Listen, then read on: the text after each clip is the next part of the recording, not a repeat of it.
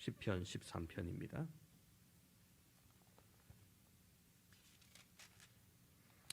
시편 13편 1절에서 6절까지 말씀.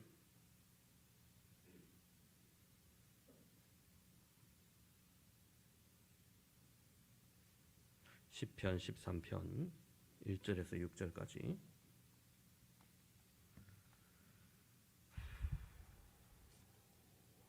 제가 봉독하도록 하겠습니다.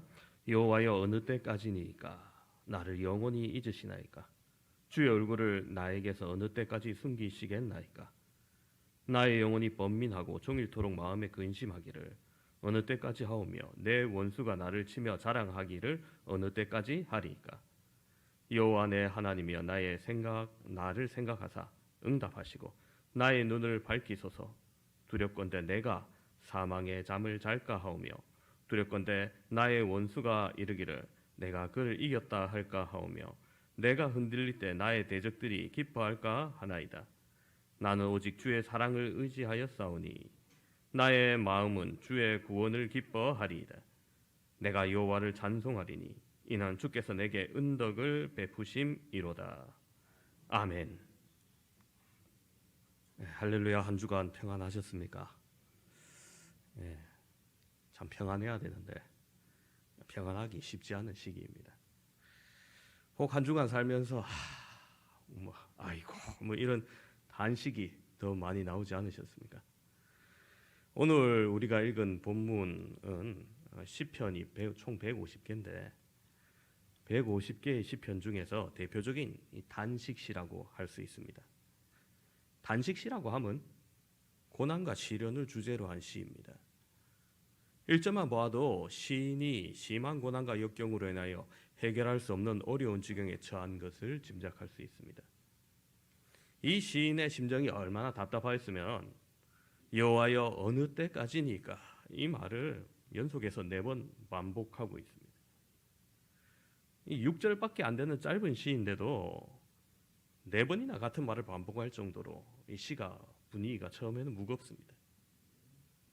히브리어 성경 원어에서는 이 말을 아드 아나, 그러니까 영어로 하지만 how long입니다. 언제까지, 어느 때까지. 그래서 우리 세번역 성경에서는 언제까지입니까? 이렇게 번역을 하죠. 말할 수 없는 고통 중에 나오는 탄식이요 애원이요 절규입니다.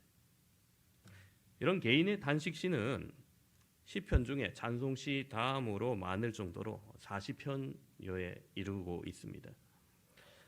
이런 시편은 집단적인 성격을 가지기보다는 개인적인 성격의 탄원시와 애원을 담고 있습니다. 이런 탄원시를 읽다 보면은 시인의 삶의 정황을 우리가 짐작할 수 있습니다. 인간적으로 무시를 당하고 따돌림을 당하고 까닭없이 괴롭힘을 당하고 그의 주변에 시인을 죽이려 하는 자들이 떠나지 않았습니다. 그래서 원수와 대적으로 인하여 그의 영혼이 번민하고 종일 근심이 떠나지 않았습니다. 원수는 계속해서 시인을 넘어뜨리려고 또 달려들었고 그는 시인을 괴롭히는 것으로 자랑을 삼고 있습니다. 여기 시인은 우리가 잘 아는 대로 다윗 왕입니다.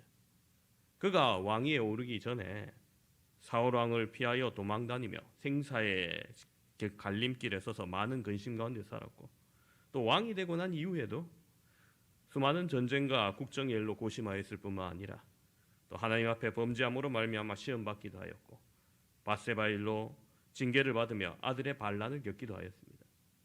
이렇게 많은 고난을 겪은 다윗 왕입니다. 다윗은 자기를 괴롭힌 것을 원수라고 하며 대적이라고 오늘 시에서 표현하고 있습니다.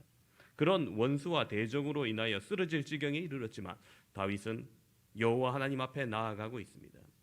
여기서 다윗은 원수와 대적으로 인해 괴로워하면서 자기와 하나님과의 관계를 회복하고 하나님의 은총을 기다리고 있습니다. 그게 해결의 문제점으로 바라보았던 겁니다. 원수를 이기게 하여 달라든지 원수를 죽이시라고 하지 않고 하나님이 나를 기억해 주시기만 하면, 하나님이 나에게 당신의 얼굴을 숨기지만 않으시면 하나님이 시인을 생각하고 기도하고 응답해 주시고 영안을 뜨게 해주시면 문제는 해결된다고 그렇게 보고 있는 겁니다. 이 시편의 저자인 다윗은 그렇게 인생을 살면서 산전수전 다 겪은 사람이었습니다. 베들레헴의 이름 없는 목동에서 시작하여 이스라엘을 구원하는 장군이 되고 또 통일 이스라엘의 왕이 되기까지 수많은 어려움을 겪어야 했습니다. 또 여러분 우리 성경 맨 위에 보면은 다윗의 시 이렇게 돼 있고 뭐라고 돼 있습니까? 그 다음에 13절에 인도자를 따라 부르는 노래라는 글귀를 여러분 보실 수 있을 겁니다. 이것은 처음에는 다윗에 의한 개인적인 탄원시로 그렇게 지어졌지만 시간이 지난 이후에는 성전과 회당에서 인도자를 따라 부르는 찬송으로 사용되었다는 걸 알 수 있습니다. 우리가 방금 전에 교동문 했듯이 그렇게 인도자가 있고 또 함께 따라 부르는 자들이 있었다는 겁니다. 신학자들은 이것을 개인적인 성격에서 공동체적인 성격으로 변화되었다고 말합니다. 그것은 다윗이 겪은 개인적인 고난과 그것을 극복하기 위한 개인적인 기도였지만 대중들이 겪는 아픔과 고난에 공감이 되고 또 다윗이 극복한 신앙의 방법을 통하여서 나도 그렇게 하나님께 구원받고 기뻐하고 싶기 때문에 대중들이 함께 했던 것일 겁니다. 그렇게 우리는 이 시를 우리가 보면서 이 본문을 읽으면서 3000년 전에 사람이 겪었던 어려움만 아는 것이 아니라 오늘 우리 대한민국에서 고통받는 성도에게 다윗이 경험했던 역경을 통해서 그를 구원하시는 하나님이 나를 구원하실 거라는 믿음을 바라보며 소망하기를 바랍니다. 그래서 오늘 우리는 이 시의 내용을 하나하나 살펴보며 함께 은혜 받기를 소망합니다. 첫 번째로 절망 중에서 단식하는 모습을 볼 수 있습니다. 1절 2절을 이렇게 말합니다. 여호와여 어느 때까지니까 나를 영원히 잊으시나이까 주의 얼굴을 나에게서 어느 때까지 숨기시겠나이까 나의 영혼이 번민하고 종일토록 마음에 근심하기를 어느 때까지 하오며 내 원수가 나를 치며 자랑하기를 어느 때까지 하리까. 자, 다윗이 언제까지입니까? 라는 말을 1, 2절에서 4번이나 반복하는 것을 보아서 그는 지금 오랫동안 어떤 삶의 처절한 고통 가운데서 신음하고 있다는 사실을 알게 됩니다. 여러분 고통의 시간이 하루 정도라면 뭐 어떻게든 견딜만 합니다. 그죠? 혹 며칠이라도 뭐 참을 수 있습니다. 혹 좀 덜 아픈 고통이라면 한 달 정도라면 어떻게 견딜 수 있을 것 같아요. 저는. 여러분 그런데 연약한 우리의 인생들이 삶의 환난과 고통이 이런 질병이 몇 달이 계속되고 몇 년이 된다면 여러분 참으로 견딜 수 없을 지경이 되어서 이런 단식이 나오지 않을 수 없을 겁니다. 언제까지입니까?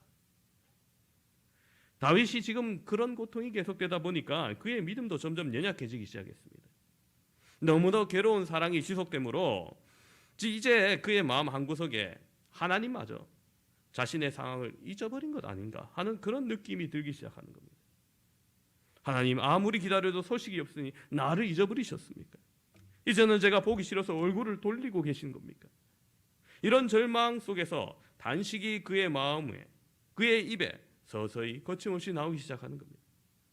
그렇다면 그렇게 믿음이 좋았던 다윗이 이런 단식을 하게 된 이유가 무엇일까요?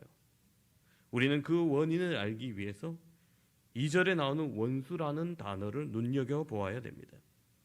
여기서 원수라는 말은 단수로 되어 있는데 이 원수가 누구인가 하는 데 있어서 많은 성경학자들이 3절에서 그 해석을 찾습니다.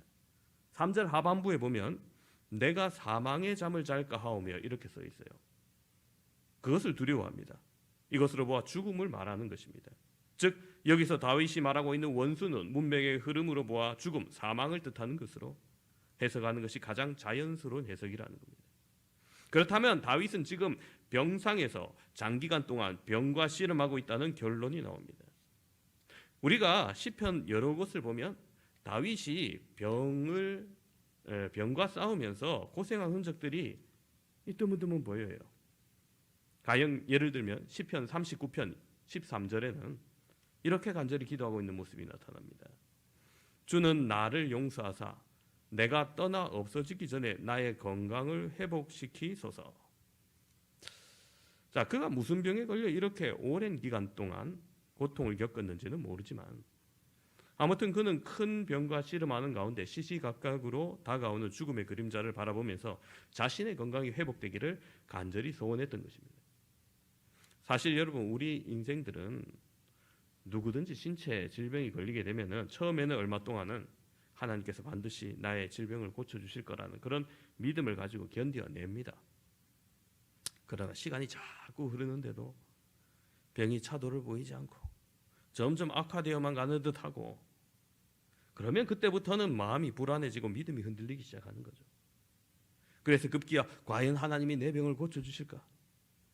혹은 내가 결국은 죽는 것이 아닐까? 불안한 마음이 우리를 언습해오고 결국은 하나님께서 나를 돌봐주지 않는다는 감정에 사로잡히게 되는 경우가 많이 있습니다. 아마도 우리 가운데 심각한 질병으로 인해서 적어도 몇 달 이상 씨름해 보신 분이라면 이런 감정을 잘 이해하실 것입니다. 다윗은 지금 자신에게 죽음의 세력이 점점 다가오고 있는데 하나님은 오히려 멀리 계시는 듯하고 자기의 기도에 대해 하나님께서 고개 돌리고 계시는 것 같이 그런 무서운 느낌 속에서 단식할 수밖에 없었던 것입니다. 그러나 사랑하는 성도 여러분, 과연 하나님이 어떤 분이십니까? 오늘 우리는 하나님을 어떤 분이라고 믿고 고백하고 계십니까? 여러분은 어떤 하나님을 믿고 계십니까? 우리는 이 시간 이 문제를 분명히 확인하고 넘어가야 됩니다. 하나님은 정말로 당신의 자녀들의 아픔을 내몰라라 하시는 분입니까? 하나님께서 당신의 자녀들이 혹독한 환난과 고통 가운데 있는데도 고개를 돌리고 모른 채 하시는 분이십니까? 우리의 아픔을 무감각하게 먼 발치에서 구경만 하는 그런 분이십니까? 아닙니다. 절대로 그렇지 않습니다. 우리는 성경 어디를 보아도 그런 하나님의 모습을 찾을 수 없습니다. 하나님은 자신의 백성의 괴로움을 즐기시는 그런 가학적인 하나님이 아닙니다. 오히려 복 주시기를 원하시는 분이고 고난 가운데 우리와 함께 아파하시는 하나님이십니다. 그 고난을 통해 우리가 더욱더 성장하고 이겨내기를 원하시는 하나님이시라는 겁니다. 그 하나님께서 오늘 우리와 함께 하심을 확신하시길 바랍니다. 두 번째로 오늘 이 시에서 볼 수 있는 것은 이러한 단식에서 영성을 회복시켜 달라는 간구를 볼 수 있습니다. 3절 4절 말씀입니다. 여호와 내 하나님이여 나를 생각하사 응답하시고 나의 눈을 밝히소서. 두렵건대 내가 사망의 잠을 잘까 하오며 두렵건대 나의 원수가 이르기를 내가 그를 이겼다 할까 하오며 내가 흔들릴 때 나의 제육들이 기뻐할까 하나이다.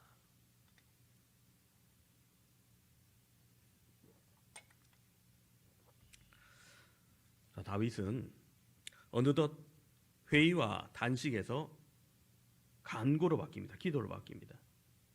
나의 눈을 밝혀달라는 것. 다윗이 지금 자신의 문제를 자신에게 찾고 있는 거예요. 원수가 자기를 괴롭히고 대적이 일어나 치는 것, 자기 자신이 하나님 앞에서 바로 서지 못하고 영성이 확실하게 소유하지 못했기 때문에 있는 일이라고 보았던 겁니다. 원인을 자신에게 찾는 것. 그래서 그는 기도의 응답을 원하고 그의 영안을 열어달라고 지금 간구하는 겁니다. 나의 눈을 밝히소서. 두렵건대 내가 사망의 잠을 잘까 하며. 여러분 그렇습니다. 다윗이 신앙적으로 나태해지면 원수들은 자기들이 이겼다고 기뻐할 것입니다.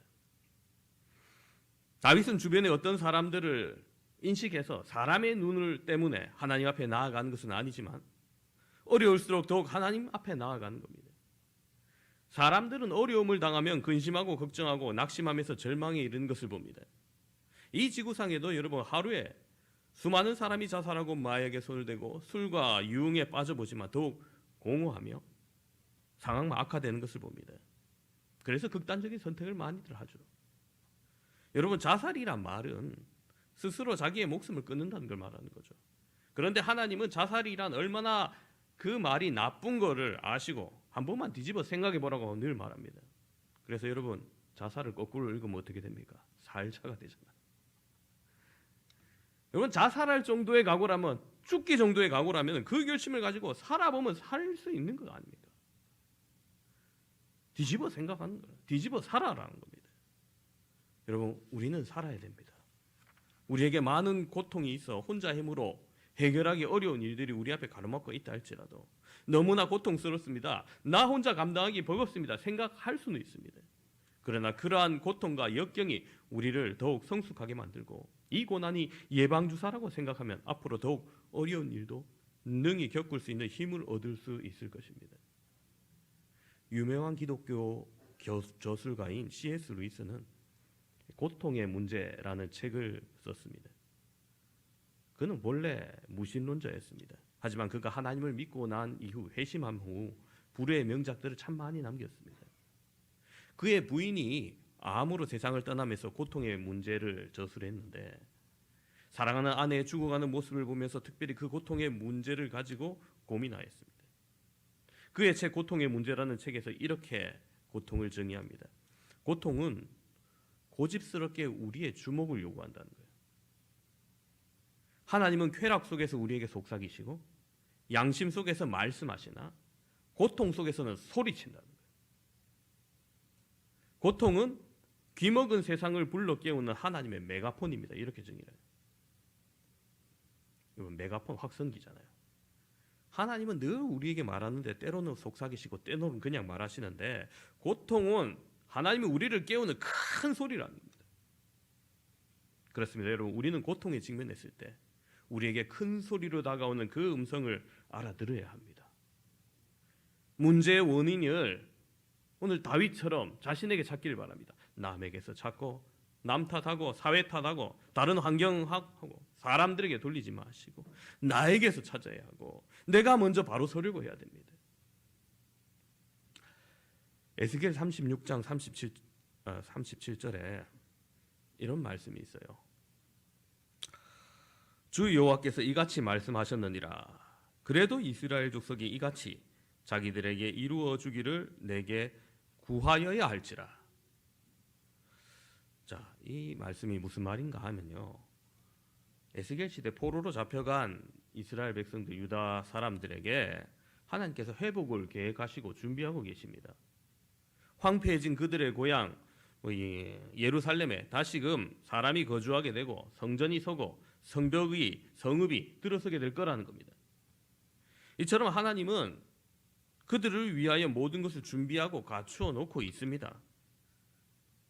하지만 징계와 고통 속에서 그런 회복이 기다리고 있다 해도 가만히 있어서 그것을 받는 것이 아니라는 거예요. 이스라엘 족속들은 자기들에게 그런 길이 예비되기 위해서는 하나님 앞에 구해야 된다, 기도해야 된다는 겁니다. 그래도 내게 구하여야 할지라 그렇게 말합니다. 여러분, 우리 또한 마찬가지입니다. 고통이 단순히 시간이 지나면 없어지겠지, 끝나겠지 생각할 것이 아니라 구해야 한다는 거예요. 기도해야 한다는 겁니다. 하나님이 우리를 위해 예비하신 회복과 구원이 있다 하더라도 그것을 위해서 우리가 스스로 기도해야 된다는 거예요. 요사이 왜 기도에 안 보이지 이런 분들이 좀 있어요. 이거 어디 가셨지 뭐 이런 분들이 좀 있어요. 여러분, 기도의 자리 나오시기 바랍니다.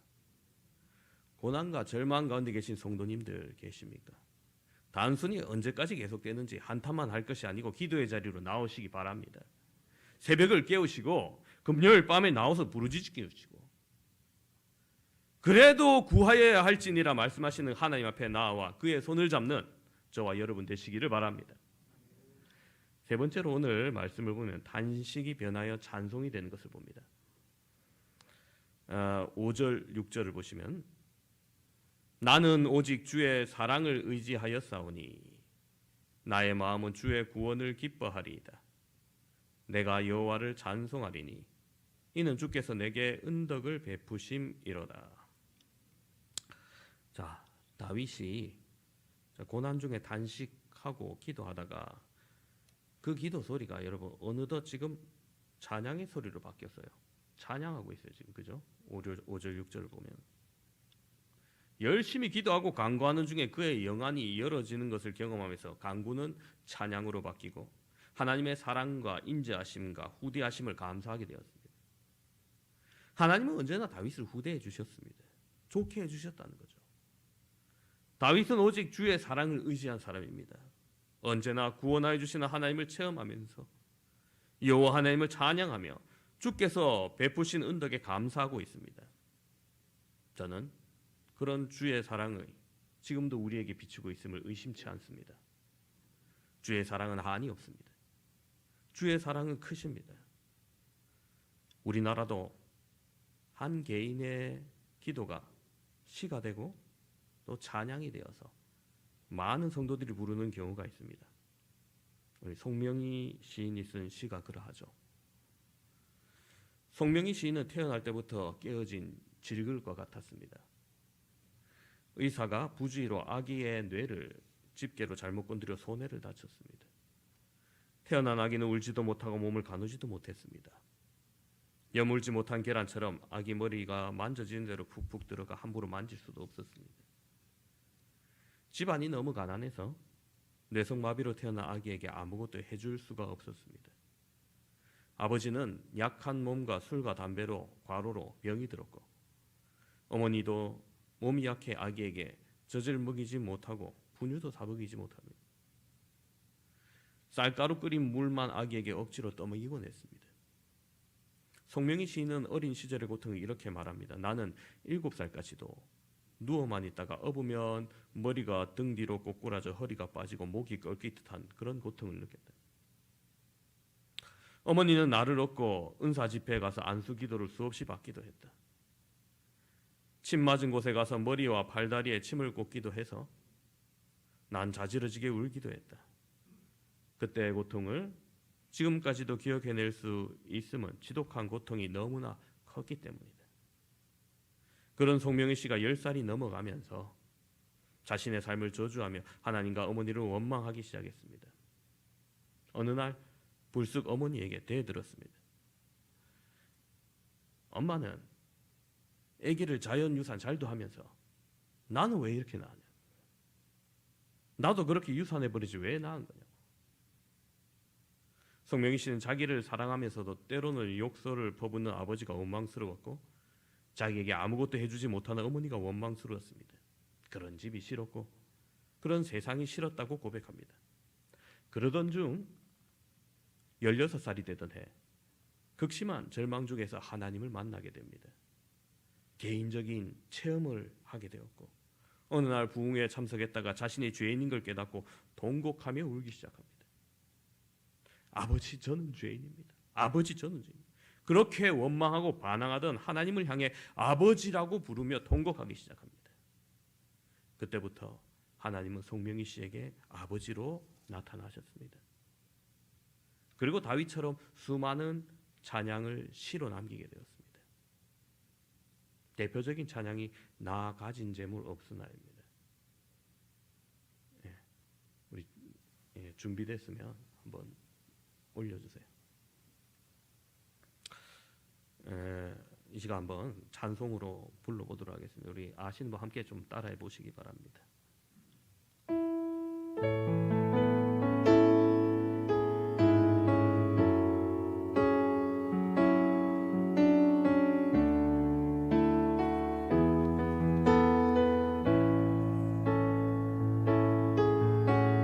나 가진 재물 없으나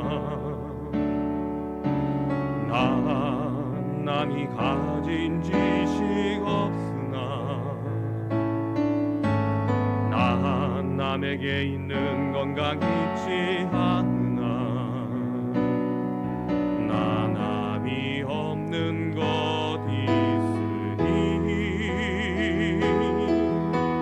난 남이 못 본 것을 보았고 나 남이 듣지 못하는 성 들었고 나 남이 받지 못한 사랑 받았고 나 남이 모르는 것 깨달았네.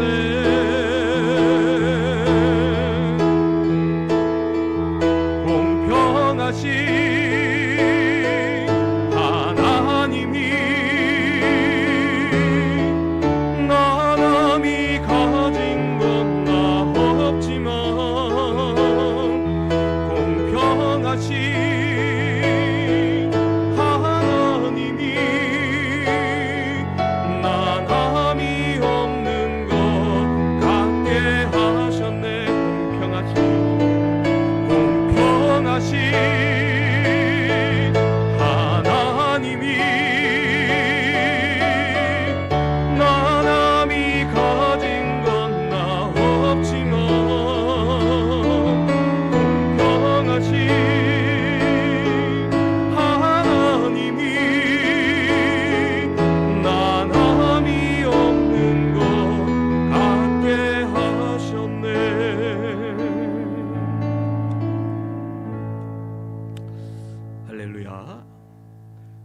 이방신이 이 시를 쓸 때 공평하신 여기에서 글이 안 나오더래요.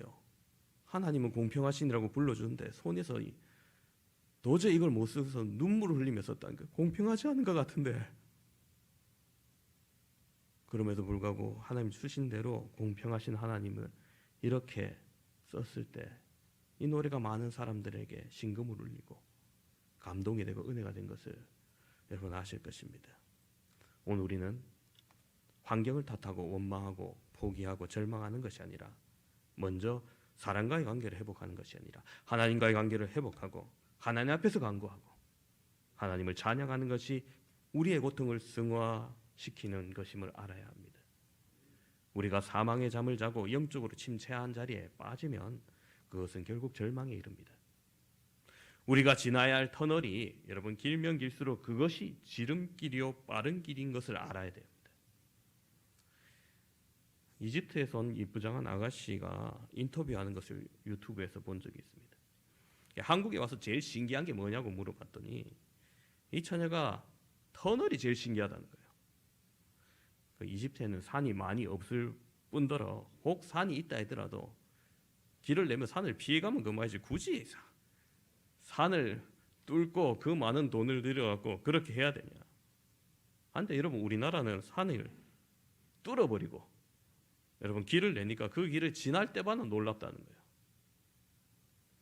여러분 우리가 터널을 지날 때마다 그 속에 들어가면 분명히 캄캄합니다. 그죠? 그러나 그 터널은 캄캄할지라도 가장 빠른 길이에요. 마찬가지로 성숙한 성도가 되기 위해서 멀고 험하고 비탄길로 돌아갈 수도 있고 더 오랜 기간 돌아갈 수도 있지만 고통이라는 터널을 통해서 우리가 단축하고 빨리 나오는 겁니다. 지금 눈물의 골짜기를 지나는 분이 계십니까? 사방에서 조여오는 느낌으로 감당하기 어려운 분이 계십니까? 우리 앞에 큰 파도가 밀려와도 하나님은 언제나 후대하셨으며 은덕을 베풀어 주셨습니다. 오늘 우리는 이 다윗의 시를 기억하며 우리의 삶도 힘든 순간이 올 때 오늘 다윗처럼 단식이 변하여 기도가 되고 기도가 변하여 찬송이 되는 놀라운 은혜 경험하시기를 주님의 이름으로 축원합니다. 기도합니다. 하나님 은혜를 감사합니다. 우리의 연약한 삶 가운데 때로는 고통과 고난 가운데서 힘겨워하고 어느 때까지 이 일이 계속될지 단식하고 괴로워하지만 오늘 다윗의 시를 통해서 우리가 무엇을 바라보고 어떻게 해야 될지 다시 한번 생각해 보게 됩니다. 아버지 하나님, 아무리 힘들고 어려운 절망의 상황 가운데 있다 할지라도 믿음의 눈을 들어 하나님을 신뢰하며 바라보게 해주시고 그저 이 고통이 지나가기를 기다리는 것이 아니라 그래도 나와 간구해야 할지니란 하나님의 말씀처럼 우리가 기도의 자리에 나와 간구하게 하여 주시며 그 기도가 우리의 영혼을 열고 우리의 입을 열고 우리의 마음을 열어서 찬송으로 변하는 놀라운 간증 나타날 수 있도록 은총 베풀어 주시옵소서. 감사를 드리며 우리 구주 예수 그리스도 이름으로 기도합니다. 아멘.